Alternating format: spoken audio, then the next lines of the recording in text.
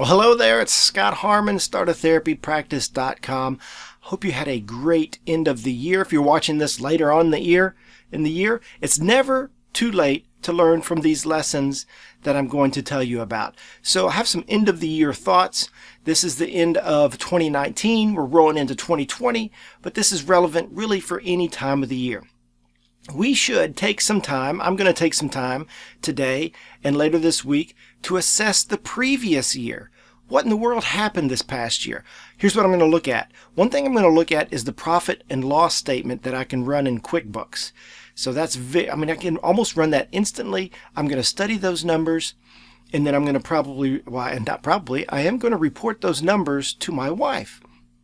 So what we have scheduled is at least once a month, my wife and I are going to meet and we're going to go over some numbers. Numbers for our business, numbers for our home, budget numbers, projection numbers, actual numbers. We're going to go over some numbers and we're going to refine that process as we go along. So that's one thing I'm going to look at. Another thing that I'm going to look at from this previous year is referral numbers. Where did our referrals come from, specific referral sources, and when did those referral sources come? Did I get more referral sources in February, or did I get more referral sources in July? And why was that? Can I figure that out? Why is this referral source not referring to us anymore, or very little? And can I do something about that? I'm also going to look at sessions by place and by time. So I now have 3 therapy clinics. We also do therapy in daycares. I want to see how many sessions we're having in each place and what type of sessions are we having most of. Are we having mostly speech therapy sessions, OT, PT? That's what we provide in my private practice.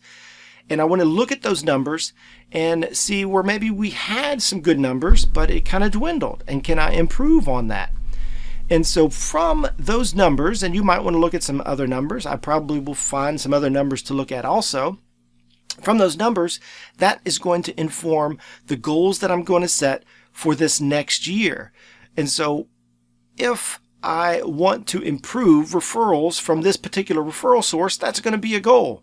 How do I do that? Do I visit them every week? Do I visit them once a month?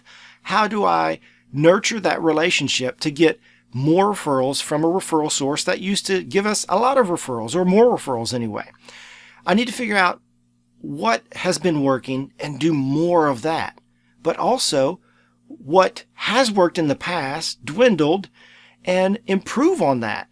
I want to make sure I'm spending my time wisely because there's only so much time in my day. Now, another part of that is to focus on those tasks that only I, as the practice owner, can do, and do more of those tasks. And the tasks that I'm doing that anybody could do or somebody else could do, I need to start delegating more of those tasks to free up my time to do only the tasks that I can do. Because I promise you, as the practice owner, you're doing tasks that you should not be doing, and you're not doing enough of the tasks that only you can do. So we have to look at that. It takes time to reflect on that and see, oh, I've been doing this one task, and anybody could do this. I could delegate that out. And that's what I want to focus on in 2020 or this next year, whatever you're watching this. Delegate more tasks so I can focus on the tasks and do more of those that only I can do. All right. So that's my goals for this next year. That's my suggestions for you. Be sure to go over to startatherapypractice.com. You know why? Because I have a lot of free stuff over there for you to use in your private practice, tools, checklists, how-tos, and it's all over at startatherapypractice.com. I've probably got a webinar coming up that you can jump on for free at startatherapypractice.com/webinars. And I would love to hear about some goals that you're going to set. I'm going to suggest that me and you, need to set some radically big goals, some goals that are pretty far out there that would really stretch us to achieve that goal. Because here's the key, is that our brain will only work on figuring out how to achieve a goal that we put into our brain. So if we don't actually create goals, our brain can't work on how am I going to achieve this goal.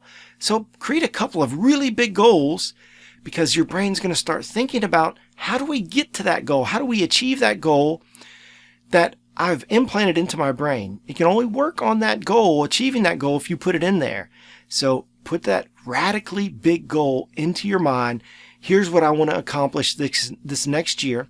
And your brain's going to start working on that, because guess what? You're super smart.